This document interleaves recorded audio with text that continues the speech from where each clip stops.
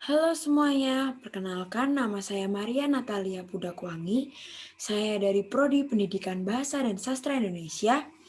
Pada kesempatan kali ini, saya akan mempresentasikan mengenai perluasan leksem ibu dalam bahasa Indonesia, tinjauan semantik. Pokok-pokok presentasi pada hari ini yaitu adalah pendahuluan, pembahasan, dan yang terakhir penutup. Yang pertama ada pendahuluan. Kajian perluasan makna leksem dapat didasarkan pada beberapa aspek rencangan teoritis, yaitu semantik leksem, perluasan makna literal, dan jejaring semantik. Di sini ada tiga metode penelitian, yaitu penyediaan data, analisis data, dan penyajian hasil analisis data. Yang pertama kita masuk ke penyediaan data. Data penelitian berupa leksem ibu. Selanjutnya, mencari konstruksi-konstruksi berleksem ibu. Dan yang terakhir, data diperoleh dari sumber tertulis, lisan, dan situs penyedia korpus. Yang kedua, ada analisis data yang menggunakan metode Agih dan Padan. Dan yang ketiga, penyajian hasil analisis data yang dilakukan secara informal dan formal, lalu dijelaskan melalui paparan yang jelas dalam sebuah paragraf. Selanjutnya, kita akan masuk ke pembahasan. Dalam pembahasan memiliki 3 pokok, yaitu konstruksi-konstruksi idiomatis, yang kedua makna literal dan makna perluasan leksem ibu, dan yang ketiga adalah jejaring semantis.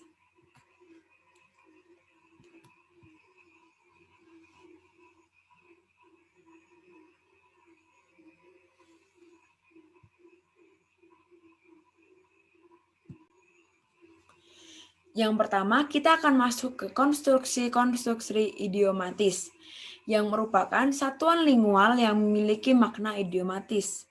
Menurut Wijaya 2010-16, konstruksi-konstruksi idiomatis adalah tanda-tanda yang dibentuk dari kata-kata yang mengandung makna yang digabungkan berdasarkan kaidah-kaidah bahasa tertentu dengan kata-kata atau elemen-elemen yang kemaknaan yang lain untuk membentuk satuan-satuan yang lebih kompleks guna menyampaikan informasi yang lebih kompleks. Di sini ada 3 jenis pola konstruksi leksem ibu. Yang pertama, ada X plus N yang memiliki contoh ibu negara, ibu jari, ibu kota, dan ibu tiri. Pola kedua ada X plus V, yaitu ibu asuh dan ibu sambung. Dan pola ketiga yaitu X plus N dengan contoh ibu suri kerajaan.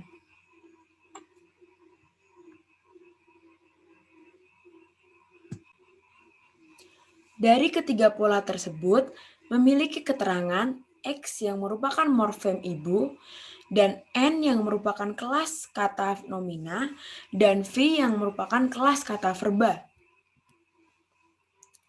Selanjutnya kita akan masuk ke makna literal dan makna perluasan leksem ibu. Makna literal dengan contoh wanita yang telah melahirkan seseorang. Lalu makna perluasannya yang pertama, yang utama di antara beberapa hal lain. Yang kedua, bagian yang pokok. Yang ketiga, sapaan takzim bagi wanita yang sudah atau belum bersuami. Dan yang keempat, peran pengganti ibu. Dari makna perluasan ini akan saya jelaskan satu persatu. Yang pertama yaitu makna yang utama di antara beberapa hal lain. Misalnya, kota ibu kota yang bermakna kota utama di antara kota yang lain. Dengan contoh, ibu kota Malaysia berada di daerah Kuala Lumpur. Makna penjelasan yang kedua mengenai makna bagian yang pokok. Misalnya, ibu jari yang bermakna bagian jari yang pokok. Dengan contoh, ibu jari maya dipasangkan cincin. Penjelasan yang ketiga, makna sapaan takzim untuk wanita yang sudah atau belum bersuami. Misalnya, ibu kandung yang bermakna wanita yang melahirkan atau sedarah. Contohnya, ternyata tanteku adalah ibu kandungku. Lalu penjelasan yang keempat, makna peran pengganti keibuan. Misalnya, ibu susu yang bermakna wanita pengganti peran ibu dalam menyusui. Contohnya, tidak semua wanita mau menjadi ibu susu. Yang ketiga, kita akan masuk ke jejaring semantis. Dengan pengertian, bagan ilustrasi perluasan makna sebuah leksem. Dalam penyusunan di jejaring semantis didasarkan pada sebaran makna perluasan yang dihasilkan oleh leksem ibu. Yang terakhir, kita akan masuk ke penutup atau kesimpulan. Yang pertama, perluasan makna leksem ibu dideskripsikan menjadi 3 tahap, yaitu konstruksi idiomatis, makna literal dan makna perluasan, dan jejaring semantis. Yang kedua, konstruksi idiomatis leksem ibu dibagi menjadi 3 pola, yaitu X plus N, X plus V, dan X plus N plus N. Yang ketiga, ranah perluasan terdiri dari 3 jenis makna.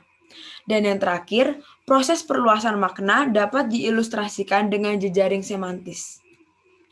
Demikian presentasi yang dapat saya sampaikan.